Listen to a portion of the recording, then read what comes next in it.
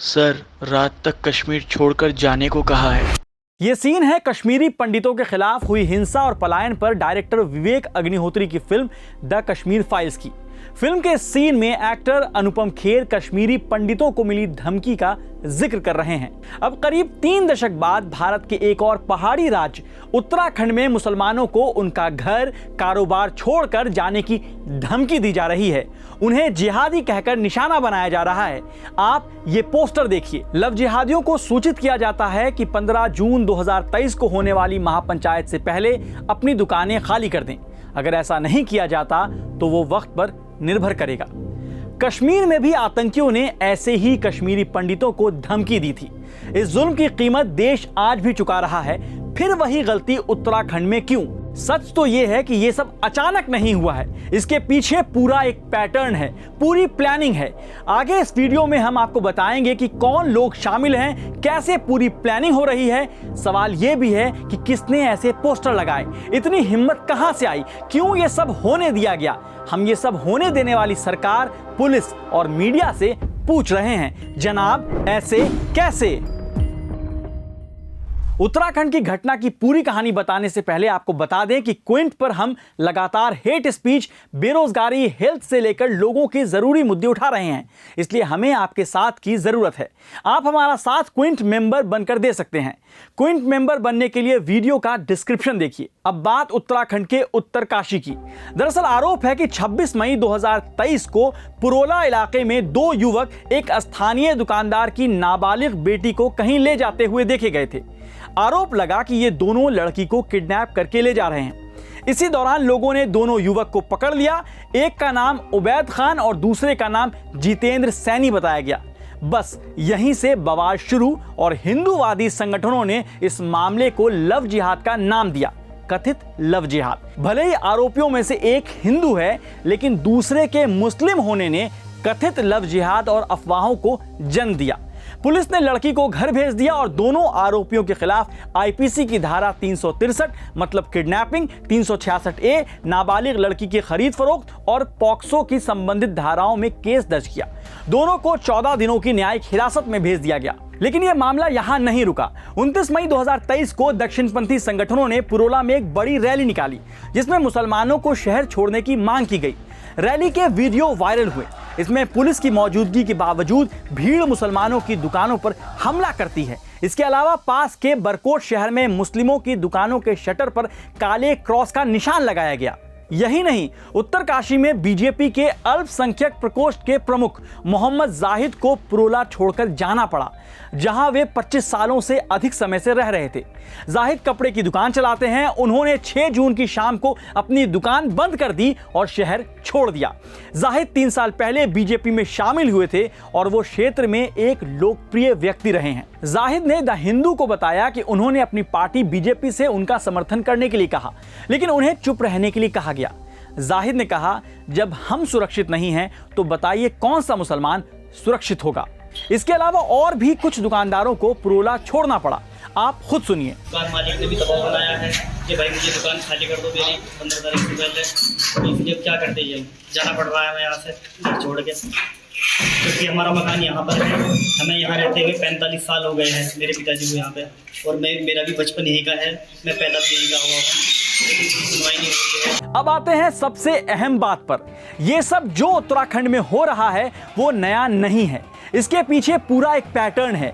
कई महीनों से, सालों से उत्तराखंड में मुसलमानों के खिलाफ हिंसा के लिए लोगों को उकसाया जा रहा है। इसके लिए कथित लव जिहाद, लैंड जिहाद और मुसलमानों को जिहादी कहकर दहशत का माहौल पैदा किया जा रहा है। चलिए आपको बताते हैं कि 26 मई 2023 से पहले क्या क्या, कैसे और कौन लोग उत्तराखंड में नफरत का बीज बो रहे हैं। आप ये वीडियो देखिए। षड्यंत्र आज उत्तराखंड में फल फूल रहा है। आप समझ रहे मेरी बात को? उत्तराखंड से लगभग 10-12 हजार लड़कियां इन लव जिहादों के चुंगल में पड़ चुके हैं और अपने संस्कारों को मतलब धूमिल कर चुके हैं, अपने परिवार को नीचे दिखा चुकी है। 26 मई की घटना से पहले 24 मई को ही देवभूमि रक्षा अभियान संगठन के संस्थापक दर्शन भारती एक कार्यक्रम में छोटे बच्चों से लेकर बड़ों के बीच लव जिहाद के मुद्दे के बहाने मुसलमानों, खासकर मजदूर तबके जो रोजी रोटी के लिए एक शहर से दूसरे शहर जाते हैं, उनके लिए हिंदुओं के दिल में शक पैदा करा रहे हैं। एक और घटना देखिए, कैसे कथित लव जिहाद की झूठी कहानी बनाने वाले अपनी मर्जी से शादी करने वालों को भी निशाना बना रहे हैं। उत्तराखंड में बीजेपी नेता और पौड़ी नगर पालिका अध्यक्ष यशपाल बेनाम की बेटी की शादी मुस्लिम युवक के साथ तय हुई थी, लेकिन हिंदूवादी संगठनों ने विरोध प्रदर्शन शुरू कर दिया, जिसके बाद यशपाल बेनाम ने शादी स्थगित कर दी। दर्शन भारती का एक और वीडियो सामने आया है, जिसमें वो मुसलमान लड़के के साथ शादी करने की बात पर यशपाल बेनाम का सामाजिक विरोध की बात कह रहे हैं। आप वीडियो देखिए। पौड़ी नगर पालिका का चेयरमैन बेनाम है या बेईमान है, वो अपनी बेटी के शादी के निमंत्रण पत्र मुसलमानों को इनवाइट कर रहा है। कितनी शर्म की बात है। क्या आप लोग विरोध करोगे ऐसे व्यक्ति का? हाथ खड़ा करिए। क्या आप लोग चाहोगे उत्तराखंड की बेटी के लिए हम निमंत्रण पत्र भेजे मुसलमानों को? क्या आप चाहोगे ऐसा? एक और शख्स से मिलिए और समझिए कि कैसे 26 मई की घटना इन लोगों के लिए नफरत फैलाने का एक और मौका था। हिंदू रक्षा सेना के राष्ट्रीय अध्यक्ष महामंडलेश्वर प्रबोधानंद। बड़ी मात्रा में मुसलमान आ रहे हैं और उनकी योजना है कि देवभूमि को कश्मीर जैसी स्थिति बना दी जाए ताकि हिंदुओं को यहाँ रहना दूभर हो जाए। तो महासू देवता ने हमको बुलाया है, हम उनसे प्रार्थना करेंगे। लव जिहाद के एजेंडे से पेट नहीं भरा तो मुसलमानों के उत्तराखंड में रहने से इन्हें तकलीफ होने लगी। आपको प्रबोधानंद की एक और तस्वीर दिखाते हैं और बताते हैं कि कैसे बार बार ये नफरत फैलाने का काम कर रहे हैं। 2022 में उत्तर प्रदेश के गाजियाबाद में एक धर्म संसद का आयोजन हुआ। इस दौरान जब क्विंट ने मुसलमानों को जिहादी कहने पर सवाल किया तो प्रबोधानंद ने क्या कहा, आप खुद सुनिए। जिहादी वो लोग हैं जिन्होंने कुरान समझा हुआ है। ये वही प्रबोधानंद हैं जिन्होंने 17 से 19 दिसंबर 2021 तक हरिद्वार में चलने वाले धर्म संसद में हेट स्पीच दिया था। यही नहीं, उत्तर प्रदेश के सीएम योगी आदित्यनाथ के अलावा उत्तराखंड के मुख्यमंत्री पुष्कर सिंह धामी के साथ भी प्रबोधानंद नजर आए। एक वायरल तस्वीर में सीएम पुष्कर धामी को प्रबोधानंद के पैर छूकर उनका आशीर्वाद लेते देखा जा सकता है। एक और नाम देखिए, राकेश उत्तराखंडी। 26 मई को कथित लव जिहाद की घटना छोड़ भी दें तो पिछले कई महीनों से दर्शन भारती के चेले राकेश उत्तराखंडी लगातार अल्पसंख्यकों को उत्तराखंड से बेदखल करने की धमकियां और कैंपेन चला रहा है। कभी संविधान के खिलाफ जाकर हिंदू राष्ट्र का आह्वान करना तो कभी बाहरी लोगों को उत्तराखंड में किराए से लेकर मकान जमीन बेचने से रोकने की धमकी देना। हिंदू है और आपके रगों में हिंदुत्व की भावना है और आपके रगों में हिंदुत्व का खून है, तो निश्चित रूप से राजनीति से ऊपर उठ के काम करना होगा और इस भारत को हिंदू राष्ट्र बनाना होगा। 26 मई से करीब एक महीने पहले 20 अप्रैल 2023 को रुद्र सेना नाम की एक संस्था ने उत्तराखंड के चक्राता में एक धर्म सभा का आयोजन किया था, जिसमें अल्पसंख्यकों के आर्थिक बहिष्कार और राज्य में गैर सनातनियों के बसने पर प्रतिबंध लगाने का आह्वान किया गया। वहीं दूसरी ओर इसी उत्तराखंड में मजार जिहाद का फेक नैरेटिव एक प्रमुख चैनल के एंकर ने फैलाया। लेकिन हालिया रिपोर्ट को देखें तो पता चलता है कि उत्तराखंड में मजार के साथ साथ अवैध मंदिरों पर भी हथौड़े चले हैं। उत्तराखंड में धार्मिक अतिक्रमण के खिलाफ सरकार ने एक अभियान चला रखा है, जिसमें प्रदेश भर में सरकारी जमीनों पर अवैध रूप से बनी मजारों और मंदिरों को तोड़ा जा रहा है। अप्रैल के महीने में टाइम्स ऑफ इंडिया ने राज्य के वन विभाग द्वारा किए गए एक प्रारंभिक सर्वे के आधार पर रिपोर्ट छापी थी। रिपोर्ट के मुताबिक वनों में नियमों का उल्लंघन करके 300 अनाधिकृत मंदिर और आश्रम बने हैं। वहीं 35 से अधिक अवैध मजार और मस्जिद और 2 गुरुद्वारे भी वन क्षेत्र में बने हैं। मई तक के आंकड़ों के मुताबिक प्रदेश भर में सरकारी जमीन पर बने 440 मजार और 45 मंदिर तोड़े जा चुके हैं।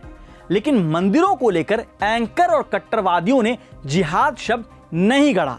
क्यों?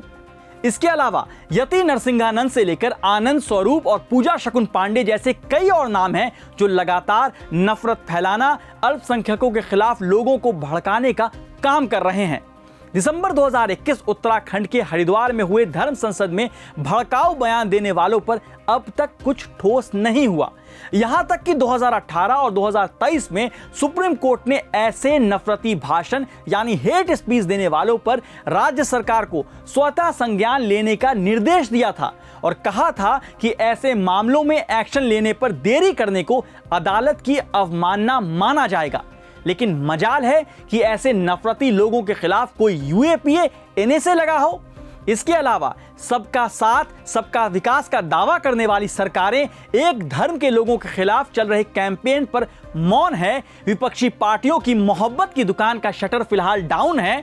मीडिया लव जिहाद, लैंड जिहाद, फलाना ढिमकाना जिहाद की हेडलाइन बनाकर नंबर और नफरत बढ़ाने में व्यस्त है। इसलिए हम पूछ रहे हैं, जनाब ऐसे कैसे?